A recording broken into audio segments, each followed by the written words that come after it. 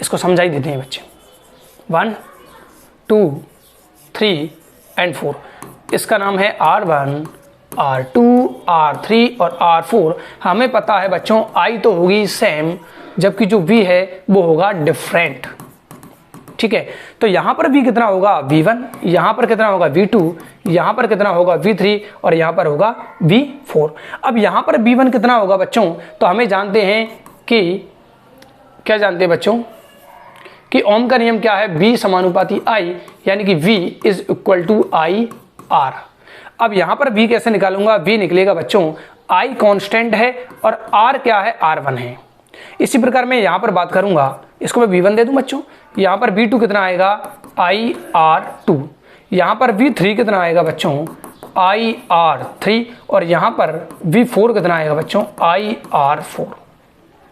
तो बालक ने लिखा है कि R1 पर उत्पन्न विभवांतर कितना है, V1 is equal to IR1, R2 R3 पर उत्पन्न विभवांतर और R4 पर उत्पन्न विभवांतर ये लो ये लो ये लो।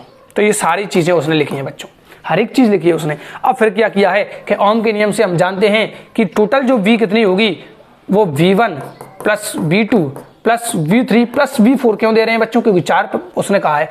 अब V मैं लिखता हूं, V1 का मान लिख दूंगा IR1 plus IR2 plus IR3 plus IR4। जैसे ही हमने ये किया, अब क्या करेंगे बच्चों, यहां जो भी चीज कॉमन आ रही है उसको बाहर ले लेंगे बच्चों। कहां ले लेंगे, बाहर ले लेंगे।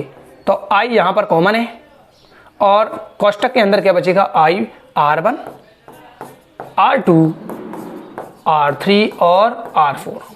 ठीक है बच्चों, अब हम जानते हैं कि मान लीजिए ये हमारा श्रेणी क्रम है। अब मैं यहां पर एक बार कलर चेंज कर लेता हूं बच्चों। मान लीजिए हमारे पास जो 4 प्रतिरोध है, इनका तुल्य प्रतिरोध हम कितना मान लेते हैं बच्चों, हम इनका तुल्य प्रतिरोध मान लेते हैं। या पर नहीं भी मानना तो भी दिक्कत नहीं है, क्योंकि हम जानते हैं चूंकि V is equal to IR, तो मैं इस V की जगह लिख देता हूं IR। तो हमारे पास ये लाइन कॉमन हो जाएगी यूं की यूं। फिर हम क्या करेंगे बच्चों, इस R को यहीं छोड़ेंगे और इस I को इधर लेके जाएंगे। तो ये कहाँ आएगी बच्चों, मैं एक बार लिख देता हूँ, या इसको भी हटा के मैं लिख देता हूँ बच्चों। ठीक, अब जगह नहीं है हमारे पास थोड़ी सी नीचे, या फिर मैं यहां लिख देता हूं बच्चों, इस B की जगह मैंने लिखा IR। क्या लिखा IR, और बाकी का सूत्र में ऐसे कैसे IR1 plus R2 plus R3 plus R4। ठीक है बच्चों, इतना लिख लिया, आधे घंटे से ऊपर हो गया। अब मैं क्या कर रहा हूं बच्चों, R यहीं छोड़ता हूं, इस I को इधर लेके जाऊंगा तो I अपॉन I हो जाएगा।